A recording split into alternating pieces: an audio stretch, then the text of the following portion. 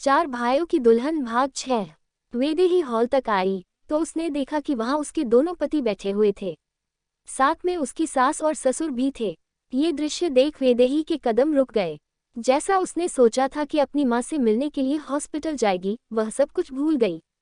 डर और घबराहट की वजह से वह ये समझ ही नहीं पाई कि इन लोगों से क्या कहे। वे जिनसे उसने उम्मीद की थी कि वे उसकी मां से उसके रिश्ते को समझेंगे, वही लोग उसे अपनी मां से रिश्ता तोड़ने के लिए कह चुके थे। वैदेही अपने ही विचारों में उलझी हुई थी कि तभी उसकी सास की नज़र उस पर पड़ी। गायत्री देवी ने अपनी तीखी और कड़ी आवाज में उसे पुकारते हुए कहा, बहुरानी, बहा खड़ी की कर रही से? अगर थारी नींद हो गई से तो आ और अपने बिंद के लिए कुछ बढ़िया सा बना दे। वैसे भी थारा काम बस पतियों की सेवा करना से, बाकी दूसरे काम ना है थारे पास। गायत्री देवी के शब्दों ने वैदेही को चौंका दिया, लेकिन वह कुछ बोल नहीं पाई।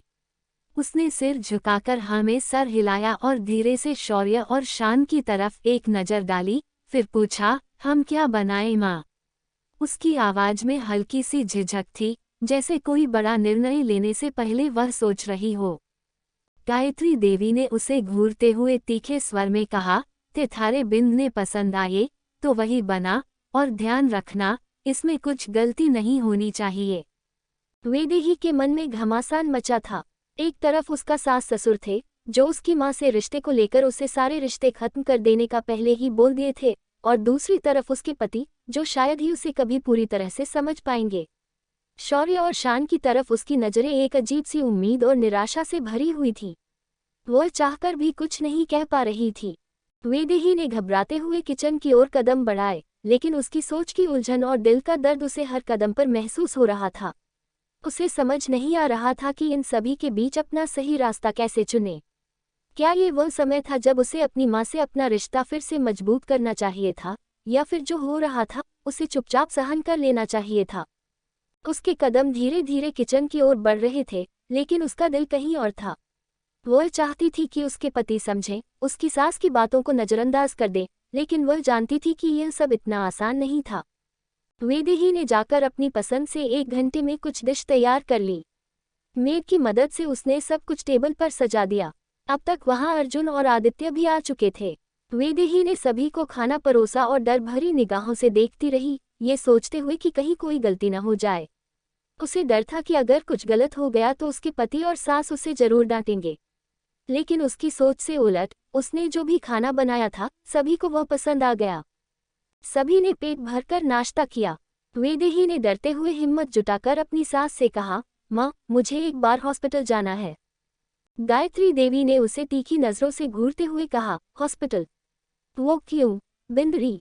वैदेही का दिल डर से धड़कते हुए जवाब दिया, माँ, बस एक बार अपनी मम्मी से मिलना चाहती हूँ। बस एक बार मिलकर आ जाऊंगी, उसके बाद कभी जिद नहीं करूंगी। गायत्री देवी ने कड़ा रुख अपनाते हुए कहा, बिंदरी, पहले ही कहीं हो तू, अब थारे मायके से कोनो रिश्ता ना है, तो तू ये बार बार जिद क्यों करे से? वैदेही की आंखों में नमी आ गई और वह हल्के से बोली, शादी हो जाने से मेरा रिश्ता अपनी माँ से नहीं टूट गया। वो मेरी मम्मी है, जिन्होंने मुझे जन्म दिया है, उनसे मेरा रिश्ता कैसे टूट सकता है? गायत्री देवी की आंखों में गुस्सा था और उसकी आवाज में तीखापन था। भूल न छोड़ी तूने खुद अपने आप को मारे छोड़ो, मैं बेचा से। वैदेही ने ये सुन आंसू भरी निगाहों से उन्हें देखा तो गायत्री देवी ने जहर भरी आवाज में कहा, सुक्री मना जो मारे छोरे ने थारे से ब्याह कर थारे को इस घर में लाया से।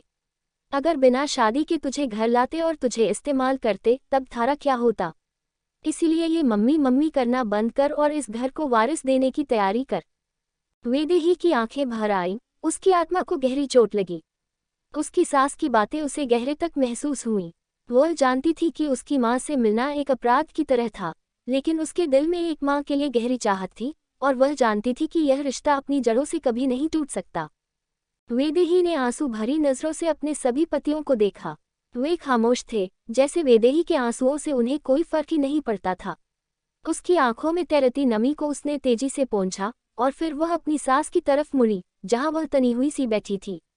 वैदेही ने गहरी सांस ली और उसकी आवाज में हल्का सा आक्रोश था, ठीक है माँ, अगर आप यही चाहती हैं कि मैं अपनी माँ से न मिलूं, तो ठीक है। वैदेही की आवाज में अब एक दृढ़ता थी, जैसे उसने एक बड़ा फैसला लिया हो। मैं नहीं मिलूंगी अपनी मम्मी से, ना ही आज के बाद कभी जिद करूंगी। इनफैक्ट मैं अब कभी भी अपनी जुबान पर अपनी मम्मी का नाम लाऊंगी भी नहीं। उसकी आंखों में अब नमी नहीं, बल्कि एक ठंडा और मजबूत विश्वास था। उसने पूरी ताकत से कहा, लेकिन अब आप मेरी एक बात ध्यान से सुन लीजिए, मैं कोई गांव की गवार नहीं हूं जो चुपचाप सब सहती रहूं। वो एक एक शब्द पर जोर दे रही थी, जैसे उसे अपनी बात साबित करनी हो। मैं एक पढ़ी लिखी मॉडर्न लड़की हूं और मॉडर्न सोच भी रखती हूं। भले ही मेरा जन्म इस जगह पर हुआ हो, लेकिन मैं पली बड़ी शहर में हूं। मैं एक डॉक्टर हूं जिसने अपने बल पर इस मुकाम को हासिल किया है।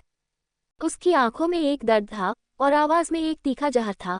मेरी बुरी किस्मत ये थी कि मेरे पास पैसे नहीं थे अपनी माँ के इलाज के लिए, और मुझे मजबूरी में आपके बेटों से शादी करनी पड़ी। वैदेही का स्वर अब और तेज हो गया। उसकी आवाज में गहरी पीड़ा और गुस्सा था। लेकिन शादी करने का मतलब ये नहीं कि मैं अपने रिश्ते नाते सब भूल जाऊं और उसे ही भूला दूं जिसने मुझे जन्म दिया। वो खामोश हो गई, उसकी आंखें एक ठान चुकी थीं। वैदेही ने फिर कहा, पर आप सब जब चाहते हो कि मैं अपनी मम्मी से रिश्ता ना रखूं, तो ठीक है, आज से, बल्कि अभी से मैंने अपनी माँ से सारे रिश्ते तोड़ दिए। और अपनी माँ के साथ साथ मैंने आपसे भी अपने सारे रिश्ते तोड़ दिए। गायत्री देवी अब चिल्लाई, ये क्या बोल रही है तू, बिंदरी? वैदेही का चेहरा अब निश्चल और ठंडा था। बिल्कुल सच बोल रही हूँ। जिस तरह से मेरे रिश्ते मेरी माँ से खत्म हुए, ठीक वैसे मेरे आपसे कोई रिश्ते नहीं। अगर मेरी कोई औलाद होगी तो मैं उस पर आपकी परछाई तक पड़ने नहीं दूंगी। वैदेही की इस बात को सुनकर सभी हैरान रह गए। उसके 4 पति जोर से चीखे वैदेही, और उनकी जैसे सबकी सांसें थम सी गईं। वैदेही ने जो कहा था वह सिर्फ शब्द नहीं थे, बल्कि उसकी आत्मा का प्रतिध्वनि थी, जो उसने अपनी पूरी ताकत से अपने अंदर से निकाली थी। वह पूरी तरह से आत्मविश्वास से भरी हुई थी। वैदेही ने कड़वाहट के साथ उन 4 भाई को देखी और अपनी आवाज को तेज कर बोली, फिक्र मत कीजिए, आप चारों को पूरा हक दूंगी अपनी जन्मी औलादों पर, मगर आपकी माँ को नहीं।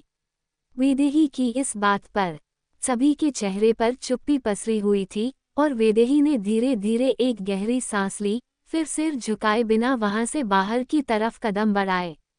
उसे अब किसी की मंजूरी की जरूरत नहीं थी, क्योंकि वह खुद के फैसले से खुश और आत्मनिर्भर थी। गायत्री देवी गुस्से में बोली, संभालो अपनी लुगाई को, ये कुछ ज्यादा ही उछल रही हैं।